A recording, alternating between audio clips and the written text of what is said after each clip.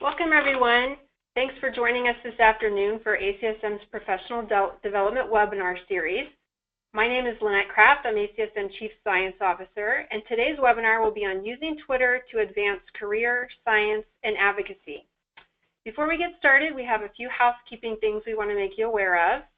First, if you have a question during the webinar, please type it into the question area on your screen, and we'll try to get to as many questions as we can at the end of the presentation. Also, I'd like to thank today's sponsor, Forrest T. Jones. If you're an ACSM member, you qualify for exclusive member discounts through Forrest T. Jones, and you can check those out at the ACSM website member benefits page for more information. Finally, we do invite you to join the conversation about today's webinar on Twitter. We ask you to do so by using the hashtag ACSMwebinar. Now, I'd like to introduce today's presenter, Dr. Carol Ewing-Garber. Carol Ewing-Garber is a professor and chair of biobehavioral sciences at Teachers College, Columbia University, where she also serves as director of the graduate program in applied exercise physiology. Dr. Garber is a fellow and past president of the American College of Sports Medicine and New England chapter of ACSM, and a fellow of the American Heart Association and the National Academy of Kinesiology. Dr. Garber's clinical practice and research falls under the broad umbrella of the role of physical activity and exercise in the prevention and treatment of chronic diseases in adults and children. She is also the author of over 90 scientific articles and book chapters. In her spare time, Dr. Garber sings with the Cecilia Chorus of New York City, where you can see her on stage at Carnegie Hall. She is also an avid Pilates practitioner and wilderness backpacker. She's an active tweeter, using Twitter to keep up with scientific literature, follow work in various labs, and to engage in advocacy. You can follow her on Twitter at CE_Garber. So we thank Dr. Garber for being with us today, and at this time, we'll turn it over to her. Thank you, Lynette. Hello, everyone. Thanks so much for joining the webinar today. And today we'll be talking about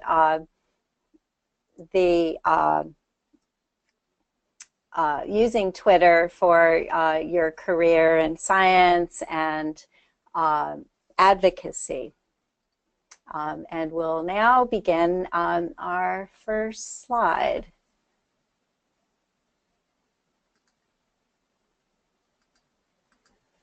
Sorry, I'm having some difficulty. Here we go. Sorry about that. So the outline of my talk today, we'll first talk a little bit about how to set your Twitter identity when you go on Twitter, and then talk a bit about why you may want to use Twitter. So a few of the topics that we'll be discussing will be how to promote your brand as a scientist or academic or a professional, how to connect with peers on Twitter, connecting with science. So I find it a good way to stay connected with the scientific literature and know what's going on in the field, using Twitter to advocate for science and health, advancing scientific integrity, and communicating science and health to the public and other scientists and other interests that you may have that will coincide with your Twitter identity. Here's an example of my Twitter profile. So some of the things that I decided when I was developing my Twitter profile was that I would be combining not only my professional work, but I would include some personal interests as part of my online identity. This is an important decision for you to make because it defines your online presence, and your profile will describe your identity. So usually you'll include something about your interests, your philosophy, your professional position, and so forth. And remembering that the content of your Twitter profile as well as your Twitter page are reflecting your identity that you want to present online. So we'll start with promoting your identity. Now, In order to do that, you want to write interesting tweets for your audience. So you may want to share articles, so interesting articles you've read in a journal, photos, links to you and your colleagues, so that you are sharing some content that your Twitter followers may enjoy reading about. Make sure you think about why you're tweeting and have a reason for each tweet. Once you hit that send button on your Twitter feed, it's posted for the public, and while you may be able to delete it, as we know, those feeds may still have a long-term memory. You want to build your reputation using your Twitter. And that would be by sharing credible information. When you're retweeting or sharing links from colleagues or organizations and others that you follow, it's a good idea to add a story or a comment and not just retweet a link that you've seen on somebody else's feed. It's important to tweet regularly so your followers know that you are going to be on Twitter each day, and it's good to have a schedule so that you can tweet at times when people may be reading and looking at their Twitter feed. But it's also important not to tweet too much and overwhelm your audience. And while you're thinking about tweeting and promoting your identity, it's a good idea, if you can, to take advantage of any breaking trends and news to promote your work if your work is relevant to those breaking trends. I like to use Twitter to connect with my peers.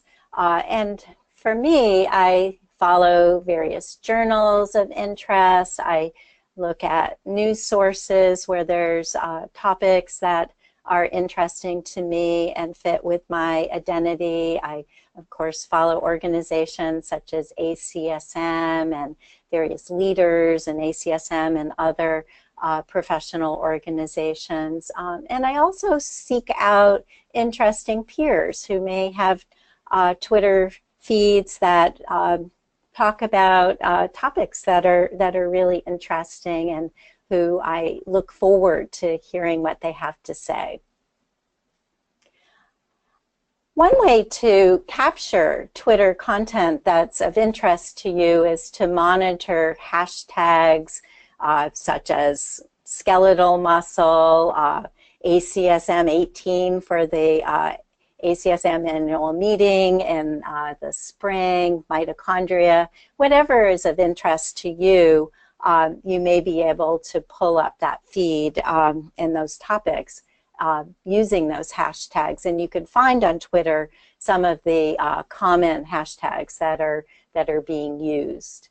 Another way you can connect with peers is to look at the Twitter recommendations for who to follow or trends for you, because those feeds are based on your tweeting as well as connections with some of your people that you're following or who follow you. You also may find peers by following the followers of others. And so as you see interesting content from various individuals, you can see who they follow, and I often have found some very interesting people to follow in that way as well. Finally, to connect, make sure that you're interacting with others. Call out others who have interesting publications or tweets or who are holding events, so that you are interacting with peers and your peers are also getting more exposure through your active engagement with them.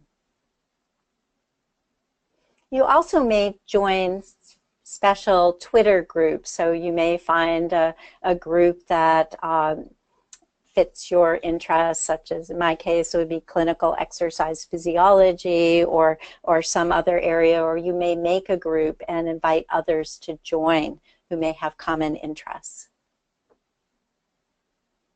Another reason why I use Twitter is to connect with science. And that's actually how I started with Twitter. So I use it to keep up with current science, and I think about it as eavesdropping on the scientific community to find out what's going on. And I use it, I can monitor many credible sources of information. It's a place where I can also connect by engaging and exchanging scientific ideas and dialoguing with other scientists about topics of interest or areas where we may have some different points of view or have some controversy. You can also use your Twitter connections with scientists across the globe, so it provides an opportunity to make connections globally and to network with scientists that you may not have an opportunity to meet in person. Twitter also will allow you, if you follow various labs and various opinion leaders, you may be able to learn new scientific methodology. And you can use it as a tool for participant recruitment, and some scientists also use Twitter for data collection, so we can use it for research as well. And it's a great way as a scientist to be inspired, to get some ideas about your next line of research or some ideas that might improve the work that you're planning to do in the future. For me, another important part of my Twitter identity is advocating for science. So part of that is making science and scientists more accessible so that the lay public and other people such as legislators and others can hear what you have to say, and you can provide information to them and advocate for certain actions among our elected officials and agency leaders.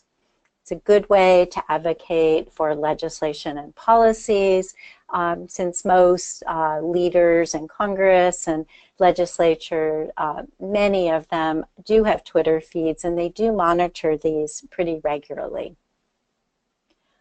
It's also a place where you can advocate about, effects of proposed budgets or legislation and policies that might affect science, such as the NIH budget for research and so forth. So these are good ways that you can use your Twitter to promote action in these areas, and also to recruit other scientists and professionals to support that action. Communicating science is also an important component of using Twitter, or maybe. So it's a great opportunity as a scientist to share your science with the public. You can explain scientific discoveries, whether they are your own or those of others. It also is a good opportunity to point out errors or misinterpretation of science.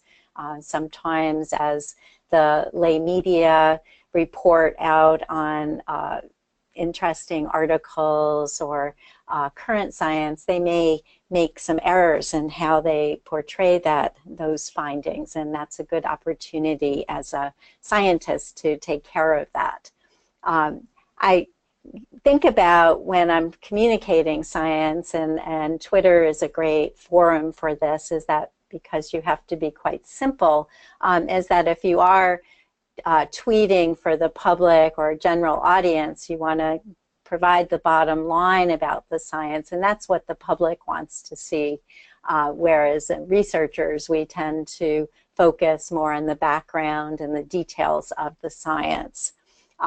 And Twitter is particularly good for communicating science just because you have only 140 characters, so we have to be simple, concrete, credible, and often can add a little bit of emotion or story to our tweet about the science. So it is a way that we can use our tools for communicating science effectively. For me, as I mentioned earlier, that when I developed my Twitter identity, I also decided that I would include some of my personal self, and it wouldn't just be a professional presence on Twitter. So it's a good place if you're interested to include that, to include your interests such as your alma mater. You may have sport teams that you want to tweet about or follow. In my case, I like to tweet about my music, my choral involvement, and you may also like to talk about some of your hobbies. And of course, perhaps some of your favorite causes. You need to be thinking about, how these may weave into your total identity, but as long as you have a reason for those interests to include, there's really no reason not to do that. So we're coming to the end of our time together. So today we talked about setting your Twitter identity. And we discussed some reasons why you might want to use Twitter. That included promoting your brand as a scientist or a professional, connecting with your peers, connecting with science and scientists, advocating about science and health, advancing scientific integrity, communicating science to a broader audience, and as well as including other interests. We now open some time for some questions. Great, thank you so much, Carol. We have a couple questions that have come in. The first one is from Paul. He says, he asked, do you recommend having dual personas, one for personal and one for professional, or just one? It's pretty hard to have two different personas on Twitter and to keep them separate. So it really is a better idea to have one identity or persona on Twitter, and then to think about if it's a professional personal mix to make sure that whatever your content is consistent and professional. Great, thanks. This one is from Kelly. Kelly asks, can you give an example of how Twitter has helped further your practice or further your influence? Well, I think for me, the way it's influenced my practice is that I've been able to monitor probably more broadly the science that informs my area of research, which is clinical exercise physiology. So I follow a lot of different disciplines in order to understand better. So I have found examples of studies that have helped me to think about my research differently, how I might develop an intervention, for example, for children. I've seen researchers who have different ideas, or I've learned about some scientific statements that I wasn't aware of. So I think that it's more from being informed that has really helped me a lot. Okay, we have another question. This one is from Ben. If someone is just starting, what's the fastest and most efficient way to grow followers? Well, I think, finding some opinion leaders in your field and following them is a good way. And then to start tweeting to make sure that people are noticing you. It often does take a while for you to increase your followers, but I've been quite surprised at how quickly the followers have increased. So you want to follow others and also as you're communicating, if you're able to call out other people in your tweets, that will also help, since their followers will also see your tweets. All right, I think we have time for one more question. Taylor asks, what makes Twitter more useful than other platforms such as LinkedIn? I think just because it's quick and it's very easy to use. For me, I find I can tweet when I have a few minutes to spare, whether it's on my commute or I'm at a meeting or something like that, whereas I think for LinkedIn just takes more effort, I think, and I think that's also a good media for connecting, but I think you have to be, your communication takes more effort and more time. All right, okay, we're going to give you one more question, Carol. Okay. And then we'll be done. So here's a question. It looks like this might be from Rob. It says, you talked about tweeting using a schedule. Do you allocate a specific time in your day to focus on Twitter, or do you use it in a more organic way and based on opportunities in the moment? I think for me, mostly it's more organic, and so often early in the day, in the morning, I'm looking at emails. I'll often just take a quick look at Twitter, so it fits well there. And the same, once I get home in the evening, I might take a quick peek at Twitter and tweet then. And other opportunities will come less scheduled, so just when I have some time. All right. I'm going to give you one more, just one more. We got a lot of good coming in. One more, and then we'll stop. Great. Let's see. This one is from Gretchen, and she's asking, have you used Twitter's list function? If so, how? I haven't been using the list function myself. I think that it can help you, because then it can help you connect with more people. But for me, I haven't gotten into using that function myself. All right. Well, thank you so much, Carol. We really appreciate your time today. Thanks everyone who joined us. Again, if you want to talk about the webinar today, you can try out your new Twitter skills and join the conversation at #ACSM.webinar.